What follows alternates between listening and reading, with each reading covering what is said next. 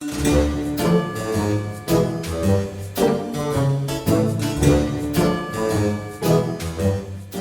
time to time, copies of theme park props make their way out into the wild and eventually into the hands of collectors, but they may not be theme park ready. In this video, I'll show you how to paint up a couple of door handles to look like they're right out of the Haunted Mansion. I started off by pulling this old silicone mold out of my shop storage and gave it a light dusting of baby powder using a mop brush. This will help with demolding and gives the paint a better bonding surface. Since mold release sprays and paints can often be incompatible, the baby powder is a great alternative. Once the mold had good coverage, I used a small vacuum to blow out the excess and I grabbed my casting resin.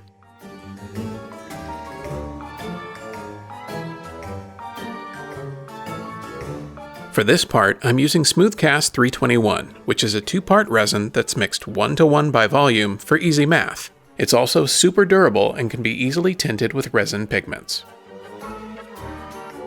I'll combine parts A and B and thoroughly mix them. I won't have to rush this step since the pot life or working time on this product is 9 minutes.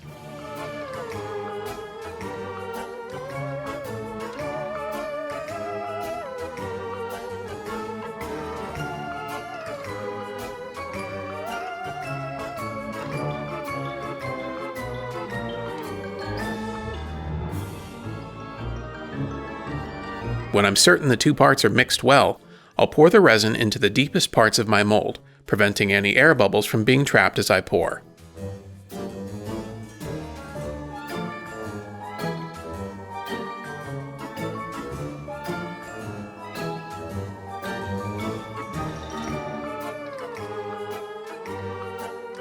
This resin has a 30-minute cure time, so I'll set it aside to harden before demolding and prepping for paint. After a bit of cleanup on the parts, we're ready for paint. The paint I'm using has a plastic bonding primer in it, so I can skip right to the base coat and lay down a matte black. Depending on how your parts will be seen, you may want to paint both sides.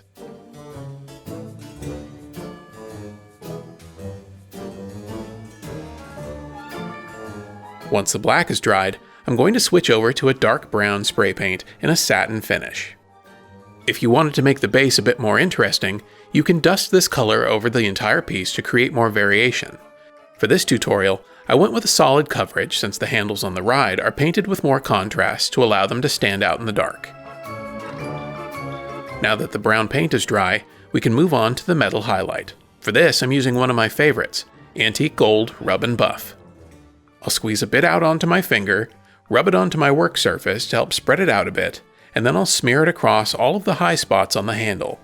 This takes a bit of practice, but if you start off with a small amount on your finger, you can build up to your final finish. Repeat this on all of your parts and set it aside to dry.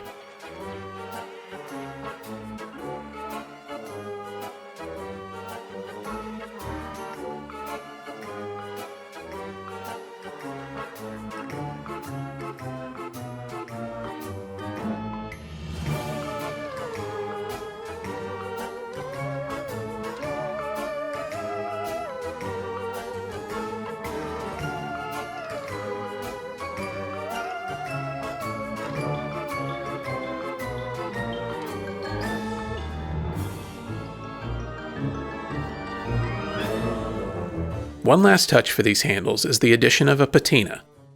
I'll be using a watered-down acrylic paint in a small spray bottle and will mist all of the parts. If you find that your patina paint is forming droplets, give your parts a spray with water to help break up the droplets and thin out the paint. This paint isn't accurate to the ride, but I think it adds a bit of interest to the part and helps bring out some of the carving a bit more.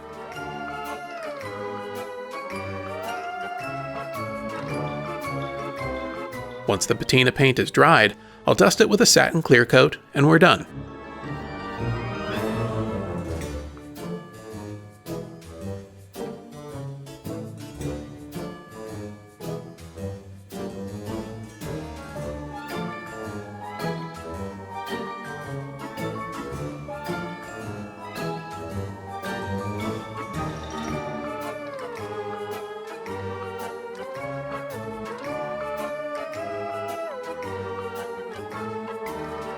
Getting a realistic metal finish isn't as difficult as you'd think, and with a bit of patience and know-how, you'd be surprised how easy it is to disguise any material, whether it's for a haunted mansion or not. Well, that's going to do it for this video. Subscribe, like, and comment, and most importantly, go make something.